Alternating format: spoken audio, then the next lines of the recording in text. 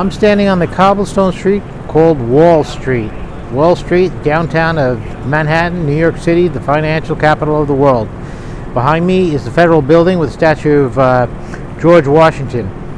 Now, what's interesting here, right behind me, is an interesting building called the Assay Building that we'll get to.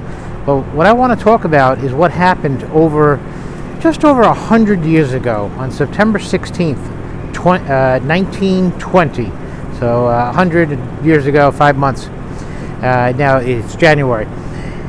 Here was the biggest act of domestic terrorism in the history of the United States until the Oklahoma City bombing in 1995. On that day, a wagon parked directly behind me and exploded 500 pounds of lead sash weights using 100 pounds of dynamite, injuring 400 people, instantly killing 30 people dead, severing off one woman's head who they found with her hat still on her head.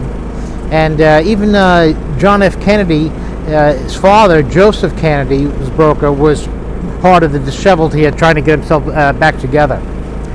Now, what's interesting here is that right in front of me is the Chase building. And after J.P. Morgan Chase died in 1913, his son Jack took over. And Jack, in remembrance of that bombing forever, how terrible it was, he left the shrapnel marks on the building to remain. And they are here on this Chase building. So I'm going to try to show you this right up close. But you can see these marks. These marks here are from the shrapnel from that day 100 years ago. And you can see here, and you can see right here. Now, this is still the greatest unsolved mystery, well, one of the greatest unsolved mysteries of the 20th century, because they still haven't caught who had done it. Somebody had said they had seen an Italian running away from the scene, because the day before, Sacco and Vanzetti were indicted in Massachusetts for the killing of 2 payroll guards.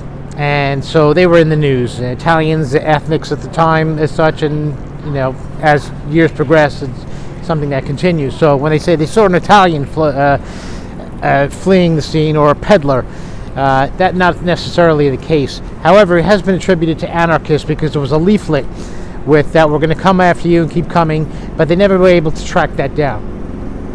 So what's more important is that right here in the Assay Building is where they measured precious metals, and they gauged them, as to what their value was. But more importantly so was $900 million worth of gold. The entire United States gold supply was right here, right at the time, before they moved it around the corner to the Federal Reserve Bank. So no one knows for sure what happened, but at the time there were anarchists only 100 years ago, and there are anarchists today, and the market. And what's interesting is that they closed that day with 400 people injured and 30 dead, but they were open again the next day at 9:30 in the morning.